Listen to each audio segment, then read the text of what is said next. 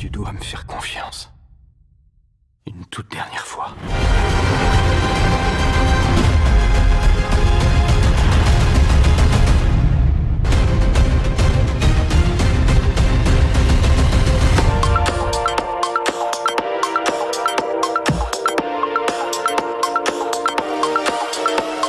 Bonjour à tous et à toutes, j'espère que vous allez tous bien et que tout se passe bien chez vous.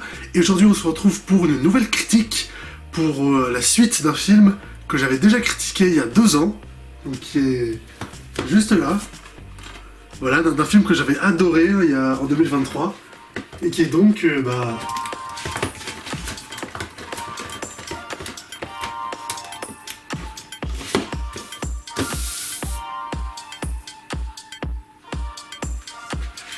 la suite de Mission Impossible Dead Reckoning partie 1, voilà, qui était sorti en 2023, et qui donc est, cette fois-ci, qui a changé de titre entre-temps, qui devait s'appeler simplement partie 2, mais qui là s'appelle The Final Reckoning, donc Mission Impossible 8, The Final Reckoning, qui est, comme son nom l'indique, peut-être le dernier de la franchise.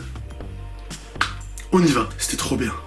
C'était vraiment très très bien. J'ai beaucoup aimé ce film. C'est une très bonne suite du coup à l'histoire de la partie 1 de Dead Reckoning. J'ai vraiment adoré ce film, même si sur certains aspects je suis un chouille déçu.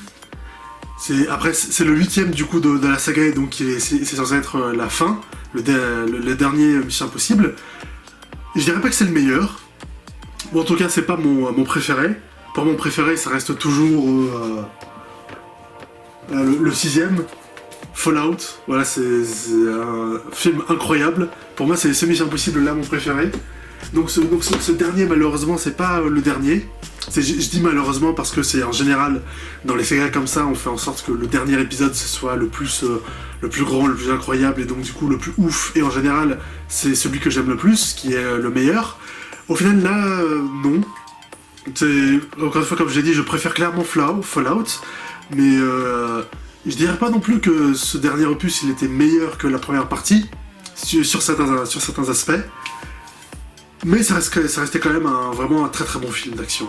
Donc le film se déroule 2 mois après la fin du premier Dead Reckoning, et donc on est dans un monde où du coup l'entité a pleinement c'est répandu dans les médias, sur internet et tout, et a plongé un peu le monde dans le chaos, à tel point que il y a plusieurs pays qui ont l'arme nucléaire, qui voient leur arme nucléaire piratée par l'entité, et donc du coup ça crée énormément de problèmes géopolitiques, avec notamment les États-Unis qui se demandent s'ils doivent pas bombarder tous les autres pays qui ont l'arme nucléaire, parce que l'entité a piraté leur arme nucléaire, et donc pour éviter que l'entité s'en empare, ils se demandent, c'est un des grands enjeux du film, s'ils ne doivent pas l'utiliser pour tout détruire avant que eux-mêmes se fassent hacker leur arme nucléaire par l'entité en fait. Donc c'est des enjeux mondiaux, vraiment, c'est l'enjeu du film, c'est la fin du monde.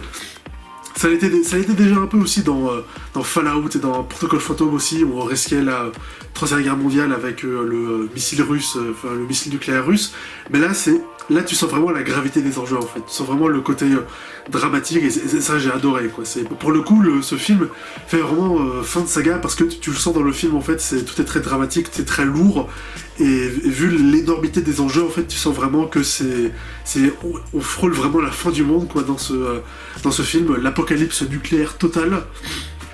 Et c'est littéralement ça que la mission impossible qu'ils vont devoir résoudre pour le dernier Mission Impossible. Voilà, donc l'enjeu maximum pour le dernier Mission Impossible, je pense pas qu'ils pourront faire plus.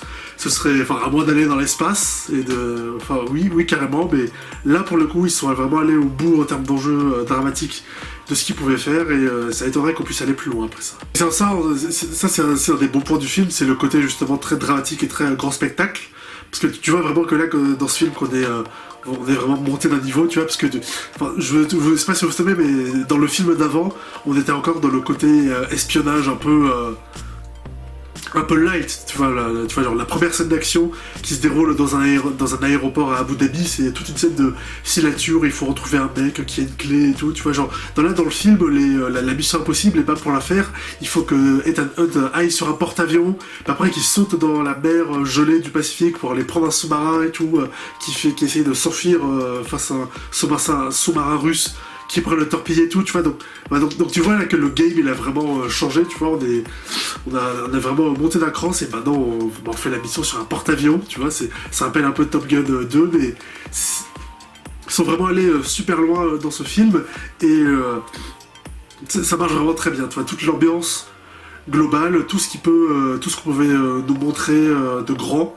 Maintenant, voilà, c'est que, comme j'ai dit, c'est les porte-avions, les sous-marins, c'est le seul moyen de faire plus que ça, ce serait d'avoir des fusées, d'aller dans l'espace, mais pour celui-là, ils ont vraiment mis le paquet. Pour le dernier, ils sont allés au bout de tout ce qu'on pouvait nous proposer en termes d'enjeux et tout dans la saga, et ça, j'ai vraiment beaucoup aimé, ça marchait très bien. Mais après, comme j'ai dit, justement, je suis un chouille déçu parce que, en même temps, c'est cool d'avoir justement ces enjeux de ouf, et du coup, d'avoir des porte-avions et tout ça, et d'avoir des gros moyens, mais du coup, ça s'éloigne un petit peu justement du Mission Impossible espionnage light, tu vois, sous les radars et tout, genre comme dans Protocol Phantom où ils ont juste un petit bateau d'armement et tout, un tout petit truc restreint, et là ils ont des porte-avions, donc ça s'éloigne un peu justement du côté un peu clandestin, tu vois, genre vraiment espionnage dans l'ombre qu'on avait jusque-là. Mais après ça passe quand même, tu vois, c'est pas la même ambiance, tu vois. Pour le dernier film, ils ont voulu faire un truc différent, mais ça s'écarte un petit peu de tout ce qu'on avait fait jusqu'avant, mais ça reste quand même très très bien, tu vois. Puisque justement, là aussi, dans ce film, il y a une grosse implication de l'armée, on voit la présidente des États-Unis, on voit la CIA et tout, tu vois, genre. Alors que justement, il y a plus justement ce côté clandestin qu'on avait un peu dans les autres, puisque là, c'est la fin et ils ont tout mis, donc sur ce côté-là, on perd un peu justement du charme qu'il y avait dans les précédents, justement ce côté clandestin fait comme ça en zigzag, en filature et tout, mais en vrai c'est un détail, mais c'est un peu différent quand même. Après, ce qui m'a aussi un peu étonné dans le film, c'est que le film dure 2h49, et en tout dans le film, on a que 3 scènes d'action en fait. Et on en a que 2 qui sont vraiment des très grosses en fait. Mais les scènes d'action qu'on a, elles sont géniales, on va en parler, mais elles sont assez démentes quand même, mais il n'y en a pas beaucoup quand même. T'as une première grosse scène d'action, enfin pas grosse scène d'action, mais une petite scène d'action au début dans les souterrains de Londres, et après t'as 2 bastons en fait qu'on va voir en parallèle en fait. T'as Ethan qui est dans un sous-marin et qui se bat contre un fanatique de l'entité, et t'as le reste de l'équipe d'Ethan qui est sur l'île de Saint-Laurent, Saint-Martin, enfin sur une île dans l'océan Pacifique pour récupérer des coordonnées, et tu vas avoir une grosse baston qui va se dérouler en même temps, et le montage va aller tourner en parallèle, tu vois. Donc c'est une bonne scène d'action qui marche bien, mais c'est pas non plus ultra impressionnant non plus, tu vois. Tu vois, genre ça, c'est pas comme dans Dead Reckoning justement, où t'avais 3 grosses scènes d'action, tu vois. Genre t'avais là, même 4 en fait.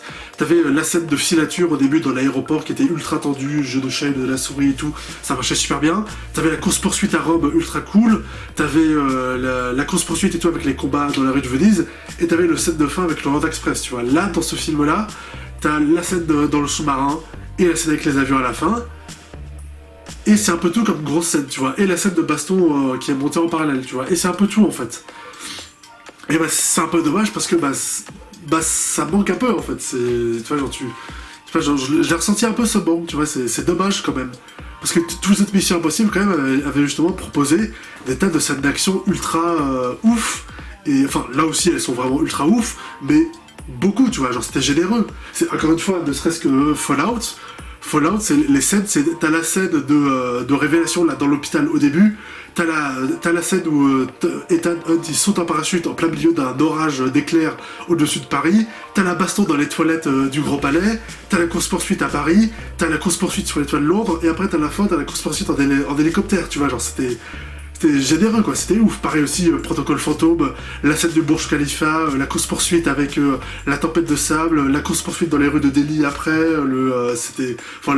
la scène d'évasion là au Kremlin, enfin en Russie, c'est toujours ultra riche. Pareil aussi dans Rogue Nation, la course-poursuite au Maroc, la scène d'apnée, c'est la scène à Vienne au début, et la scène où il s'accroche à l'avion, tu vois, ça fait quand même beaucoup de scènes d'action. Là, dans ce film-là, il y a surtout beaucoup d'exposition et de préparation aux enjeux, mais au final, des scènes d'action, il y en a vraiment que 3, et 2 qui sont vraiment grosses et impressionnantes, tu vois. Donc c'est un peu décevant, ça manque un petit peu, surtout pour le final, quoi, ça va être le dernier Mission Impossible, c'est un peu dommage. Après, je suis déçu parce que j'en aurais aimé avoir plus, mais de ce qu'on nous a montré dans le film, enfin ce qu'ils nous ont proposé, c'était quand même assez ouf, tu vois.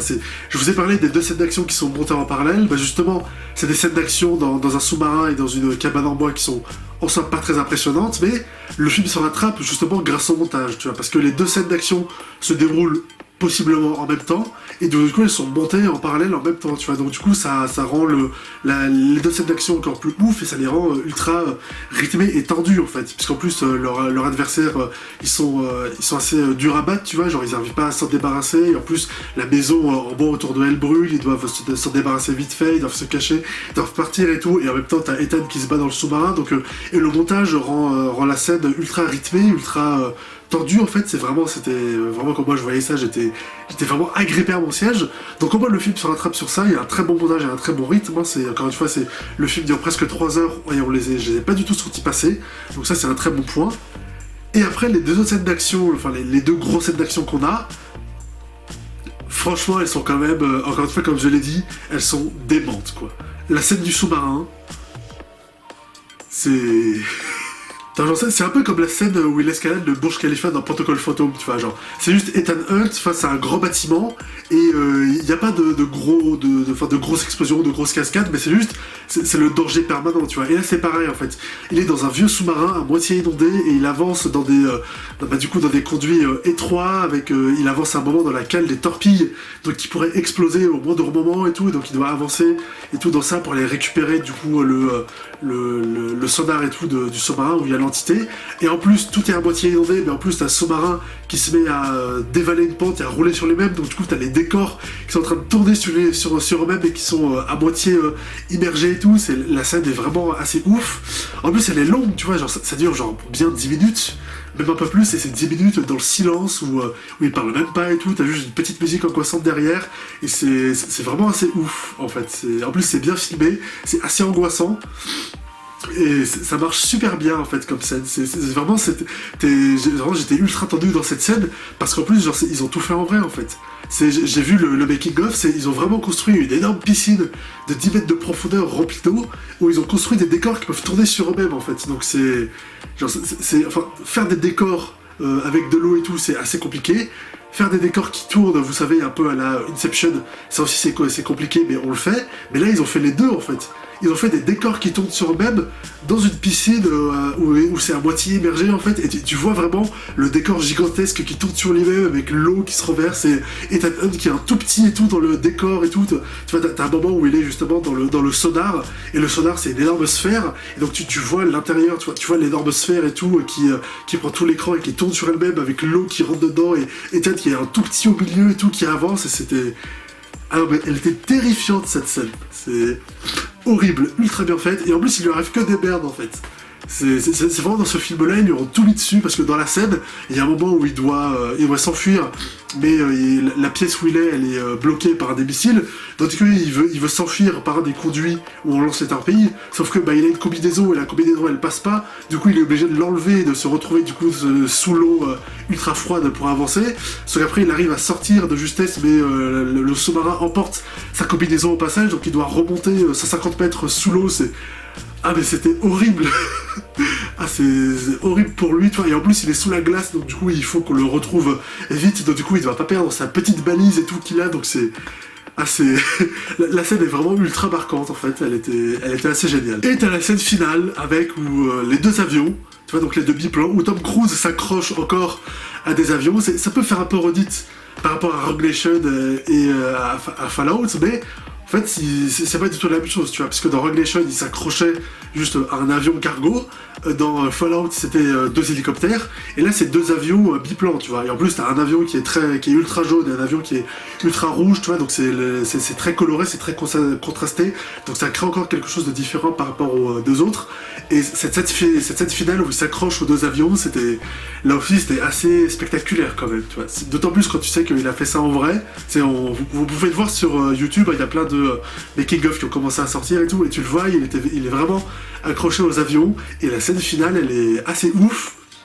Là aussi, scène finale qui est montée en parallèle avec le reste de l'équipe et tout, tu vois, qui est dans un bunker avec une partie de l'équipe qui essaie de désamorcer une bombe, et une autre qui essaie de préparer un piège pour l'entité, donc ça, tu vois, le montage aussi, encore une fois, est très bon dans le film, et aide à rendre tout ça ultra tendu. En fait, mais la scène avec les avions, elle est ouf encore une fois, tu vois. Genre, ils ont encore réussi à faire un truc ultra fort, quoi. Je suis allé voir le film avec ma famille et ils m'ont dit que justement à la fin, la scène des avions, ça leur a donné le tournis, quoi. Enfin, ils avaient le vertige justement quand il arrête pas de tourner dans tous les sens avec Tom Cruise qui a la tête en bas et tout, la tête en l'air, qui essaye de s'accrocher et tout. Ah non mais la scène elle est vraiment ouf et tout, c'est ultra impressionnant, ultra impressionnant. Et en plus là aussi dans la scène de l'avion, il lui arrive plein de merde à chaque fois, tu vois, donc ils se retrouvent tous les deux accrochés à l'avion, la tête en bas et tout, tu vois, sans personne pour piloter, et Ethan Hunt il doit sauter, et en même temps il doit connecter l'entité avec la pilule pour le tuer, et il déclenche son parachute, parce que son parachute il brûle et tout, et il se fait tomber, il lui arrive toujours plein de merde, c'est merde sur merde sur merde ce qui lui arrive, je crois ils avaient pas été aussi loin avec ça, avec le côté surenchère et tout, tu vois, genre où il lui arrive plein de galères, tu vois, c'est galère sur galère sur galère, tu vois, genre à chaque fois ils en rajoutent, ils avaient pas fait des trucs comme ça avant, mais là ils sont vraiment allés au bout, tu vois, genre c'était ultra stressant, c'était vraiment cool, hein, ça marchait très bien. Après au niveau du scénario, il y a aussi pas mal de trucs auxquels je m'attendais pas, c'est au fait que dans ce film, vu que c'est le dernier, il va vraiment jouer le côté fin de saga, tu vois, donc du coup ils font plein de callbacks de choses qu'on avait eues dans plein de Missions Impossibles, tu vois. Genre par exemple, t'as un personnage du premier film qui là revient et qui a un rôle. C'est un personnage que j'avais oublié honnêtement. C'est parce que le premier Mission Impossible, je l'ai vu une ou deux fois à la télé il y a un moment. Donc c'est contrairement aux autres Missions Impossibles de Christopher McQuarrie que je connais par cœur. Le premier et le deuxième, je les ai pas vus si souvent que ça. Et il faut revenir aussi, donc du coup ce personnage là revient, et il faut revenir aussi la patte de lapin de Mission Impossible 3. Qui est là. Donc ça, la patte de lapin, c'était un truc de Mission Impossible 3 que Ethan Hunt devait récupérer, mais on n'a jamais su ce que c'était parce que le film était réalisé par J.J. Abrams et c'était son truc de boîte mystère où il crée plein de mystères dans ses films sans y répondre, justement parce que il aime bien le mystère. Bon dommage pour lui parce que ils ont récupéré son truc de patte de lapin et ils révèlent qu'en fait ce truc de patte de lapin en fait c'était une espèce de virus informatique qui après a servi à créer l'entité en fait. Donc du coup, comme c'est Ethan Hunt qui l'avait volé, on explique qu'en gros, c'est lui qui est en partie amené à créer l'entité, et donc c'est en partie sa faute, en gros, voilà. Mais je m'attendais pas du tout à ce qu'on fasse revenir la patte de lapin. Enfin, genre, le truc qui n'avait aucune explication, justement parce que c'était fait par J.J. Abrams, là on s'est dit, ah non, en fait, on le prend et on s'en sert pour ça, tu vois, c'était une petite remarque, c'était assez étonnant qu'il fasse. Donc voilà, c'était un très bon film, moi j'ai beaucoup aimé ma séance, c'était vraiment super cool. Je prévois déjà d'aller le revoir évidemment, c'est parce que c'était vraiment très bien, avec quelques petits astérisques, mais c'était quand même très bien, et je vous recommande d'aller le voir, c'était vraiment un super film. Et voilà, c'est la fin de cette critique, merci à vous de l'avoir regardé jusqu'au bout, n'hésitez pas à la liker si ça vous a plu. Pardon, et dites-moi dans les commentaires ce que vous avez pensé du film si vous l'avez vu, partagez ma critique sur les réseaux sociaux et abonnez-vous pour ne pas manquer mes prochaines vidéos. Salut!